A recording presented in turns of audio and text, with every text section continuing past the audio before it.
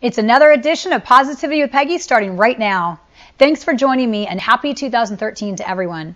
I hope for a happy, healthy, and prosperous new year for all of us. I have lots of exciting things coming up for 2013 I'll be sharing with you. And we are going to change the format of the show. So I want to hear from you and let you guys decide. Do you want to see me on Monday to start your week off with a bang? Or do you want to see me in the middle of the week? Or how about to start your weekend? So let me know. You can email me through my website, peggytanous.com, or you can contact me at Peggy Tanous on Twitter. The other exciting thing is now you guys will know ahead of time who my guests are going to be, what we're going to be talking about, and you can email or tweet your questions for them and have your questions answered. Now, my guest today is a very special guest. She's one of my best friends of 16 years. She went through a divorce, and because of her divorce, she started a spiritual journey. What we want to talk about today is why wait for a devastation like a divorce to start your spiritual journey. Let's start your spiritual journey today, and my guest, Lynn James, is going to tell us how. Lynn, thank you so much for being my guest today. I'm so excited you're here. I am so excited to be here. Thank you for having me. I'm excited to share my journey with everyone. Well, I'm excited for everyone to hear your journey. Lynn's had quite the journey. She is certified in Hatha and Kundalini Yoga. You did a 10-day meditation. Which one was the? Vipassana meditation. Vipassana meditation. You are a Thai massage therapist. You have a master's degree in spiritual psychology. And you've traveled all over the world. From the time she got divorced, I never saw Lynn. It was like, oh, I'm going to go to Thailand. I'm going to go to India. I'm going to go here. I'm going to go there. And you were always in search and always wanting answers and looking for true happiness. And so tell us about your journey. Tell us what brought you to do all your spiritual travels and seeking. And then I want to hear about your latest and greatest and what I'm going to be trying and experiencing on February 2nd. I'm so excited. So my journey, well, life is a journey, but my spiritual journey actually started 10 years ago. A divorce, thanks to Peggy. I set her up with her husband, but hey, I actually am a good matchmaker. I've set up 4 people now. 3 of them got married, and you guys were the only ones, unfortunately, to get divorced, but it turns out it was for the best. Yeah. So today, I can say everything happens in divine order, so thank you for setting me up. 10 years ago, I did not say that, but thank you.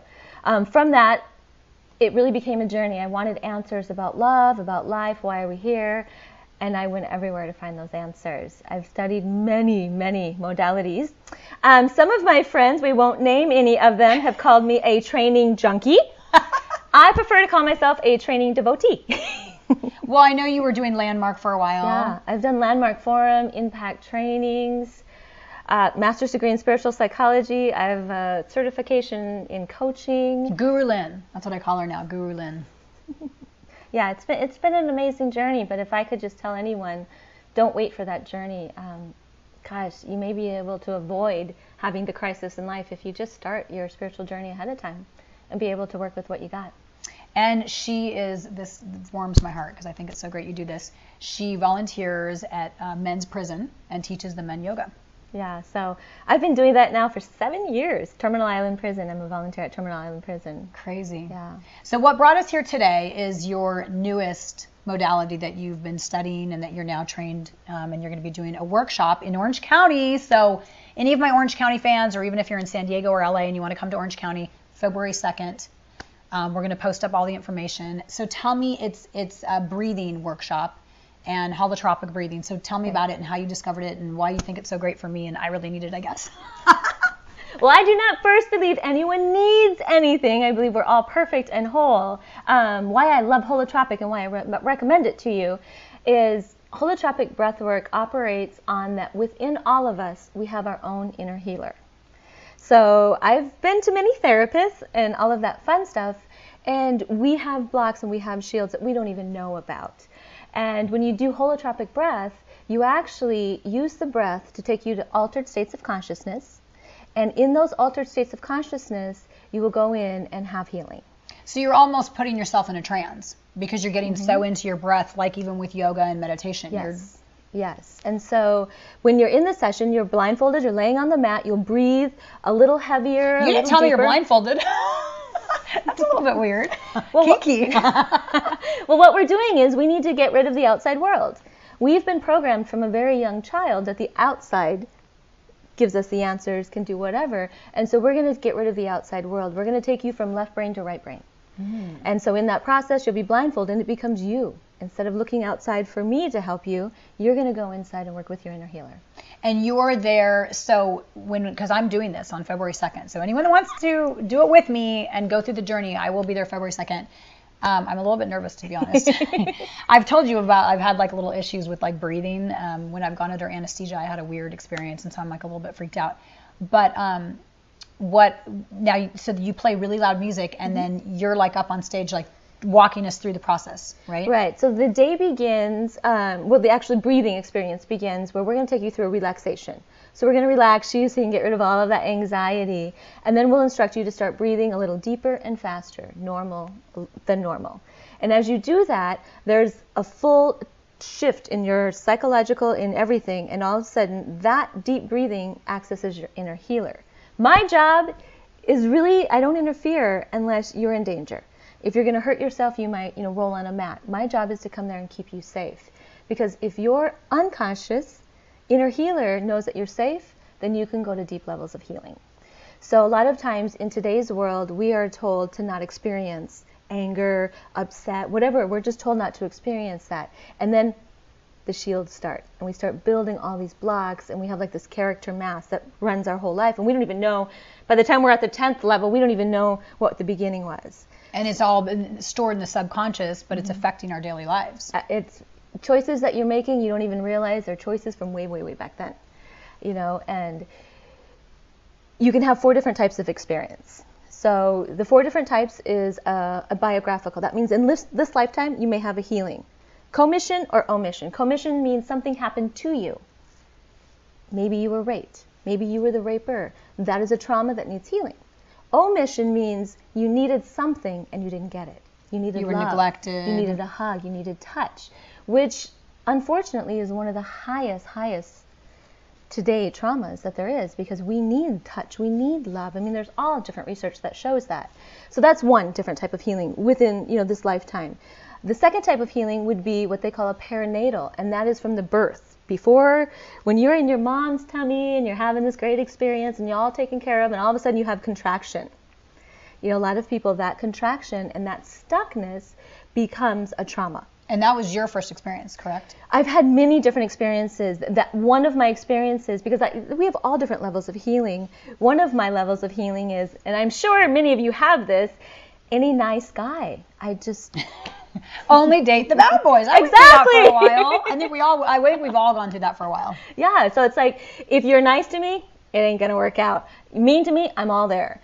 And one of my breath experiences, and I have to admit, I got scared because it was like, whoa. But in the whole concept, if we can figure out where the first bead is, the first trauma, then we don't have to keep living the life pattern. So I actually saw one of my first beads. I was born during a war, the Vietnam War, and somehow during my breath session, I literally shot into my mom's stomach. I saw the outside, I saw the machine guns, I saw everything. And in that moment, I made a decision that if they're nice, they're dangerous. And then my whole life pattern started unreeling. And wow. So, yeah. And I have chills right now. Yeah, and it's so funny because like my current boyfriend is the most amazing guy. Amazing. Amazing. He's so nice and he's so beautiful. And every moment I'm like, well, this is wrong. You want to run. Yeah, no. Yeah. Yeah, it's like, because I now understand that I have this pattern now, I'm like, okay. So now you're healing that pattern, and now you don't want to run. Right, yeah. So I'm staying in it. Yay! So tell me, the viewers, so you start with, like, walk us through the rest of the day. So we're going to start with the, just relaxing, and then you get into the heavier breath. Right. And I think now each person has a sitter, and explain that, and then how long we're in the session total. So we'll pretend like we are together. So I would be your sitter, and you would be the breather. So each person breathes and sits. We rotate. And it doesn't have to be somebody you know. Nope. Sometimes it's better if it's someone you don't know. Exactly, because sometimes when you have energy with someone, if you think that they might judge you or you don't want them to think, don't work with them. Pick a stranger in the room. Or if you've got like resentments built up, or you're really pissed off at your sister, and yeah. and she's your sitter, you're not going to be able to really get all your things out. Right. So it's it's your choice. You can come with a particular person, or if you get there and you say, I don't want to work with you, Peggy, love ya, but I want to work with someone new, great. You can choose someone new. It's totally okay. But what I would do is I will be your sitter, and my job is simply to keep you safe. And the music is playing for 3 hours. So this is a 3-hour journey. So we're in this breath session for 3 hours. Obviously, if we have to use the restroom, we can get up and go do it. Right. But it would be my job, as I'm the sitter, it would be my job to actually help you to go to the restroom. So think about way back when you were in your mom's stomach. Everything was taken care of. That's my job. If you need water, you would signal me to take care of your water. And so it's like, as my sitter, that's your job. Okay. Yeah, it's actually a very sacred position to be the sitter, because it's like every moment like, but there's a fine line between doing and not doing, because she has to ask if she wants something. And so that's all I'm there to assist in any way. Now there's also the facilitators. There's for every 10 individuals, there's a facilitator in the room. And so we also have those people because we really want the breather to experience to the fullest level that you can. And so if you're experiencing anger, we want you to allow anger to come. Okay, so you said anger. Sometimes I tend to get angry, and when I tend to get angry, sometimes I cuss. A little Tourette's comes out. So say I'm on my mat and I'm feeling anger, seeing anger, and I start cussing. Is that going to affect the person next to me? And then vice versa, like say they're freaking out or crying or screaming or whatever, is that going to affect me in my experience? So one of the concepts is we all have our own inner healer. The other concept is everything happens in divine order, the cosmic setup. So if you are laying next to someone that is swearing, I can almost guarantee you that might be an issue that you're dealing with in life. Otherwise, the cosmic setup doesn't set it up. Really, everyone is having their own experience, their own process. Don't worry about what's happening next to you. Only worry about your process. So I get that. We're not obviously we're not supposed to worry about what they're going through. But does it affect you? Like just on your based on, because I haven't done this yet, right. Based on your experience, does that, when you're trying to get focused and get into your, what you need to heal, if you're hearing somebody over here cussing or hearing somebody cry or hearing someone do something, does that kind of get you off track from your healing? So let me give you an example. For me, if I was laying next to you and you were cussing and just having the time of your life, I wouldn't even notice it. It's not an issue that's in my life. Now, let's use an example of my boyfriend. If you are chewing a loud apple next to him, he may get upset. You're probably going to end up sitting next to him because divine cosmic setup is going to put you two together next to each other so he can work through what he needs to work through and you can work through what you need to work through. Oh, interesting. The inner healer. So the person next to you can almost trigger something else that you need to work on. Oh. And if they do, that's where you really look and go, am I going to blame the outside for or am I going to look inside for my healing? And that's where the real work is done. Wow. And so then we go through the 3 hours and then you switch. So then now I become the sitter and you would be doing your work on the mat.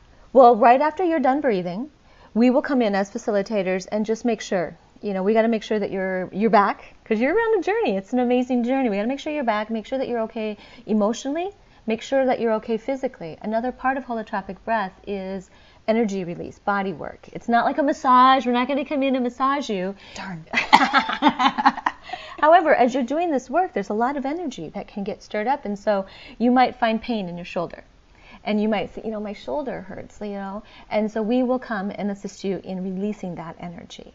And so when you're there, we'll take you all through that process. So that is another process. That is a part of holotropic. After you're done breathing, then you get the opportunity to go in and draw a mandala. So remember, we're very left brain living in this world. Now we're just going to allow you to just draw the experience, whatever you saw, it's not an art contest. Thank God. Just let it flow. Because I'm not an artist. That's my husband's category in the family. Yeah, it's just that you can just allow whatever, and that's part of the integration. Now, can you write as well, or just, Mm-hmm. Okay, so you can write words, or you can sentences, you can draw, anything. Anything. Okay. We're just integrating you back. You're just going to release the experience onto paper so you have something. And then after that, you'll take a break, and then we'll come back and switch roles. And then I'm the sitter. And then you're the sitter, and then the breather will breathe, and then they'll have an opportunity. And we actually close the day with a closing circle. So everyone will come together. You'll have an opportunity to share your mandala, or you don't have to. It's totally up to you. That's wonderful. I am so excited to try it. And I know because we've been friends for so long and you know me so well, after Lynn had experienced holotropic breathing and she's now done it, I mean, gosh, you've been doing it for about a year? 2 years. I'm like, see, time flies. But you specifically said, I really think this is going to help you because with going through the postpartum depression and just anxiety, having anxiety still, and a lot of just, I grew up with 4 sisters. There was just so much craziness. And I think that a lot of it's in my subconscious. Yeah. So I'm excited. Yeah, and I'm excited for you. I can't wait. So we're going to put all the information below. So February 2nd, it's a Saturday in Orange County. We'll put Lynn's website below and you can sign on. I would love for some of you to come and join me on the journey. Thank you so much for telling us all about it. If you have any more questions for Lynn, you can go to her website. And I thank you for tuning in, and we will see you next week. I look forward to getting everybody's email or tweet or Facebook message on when you want to see me. And until next week, stay positive.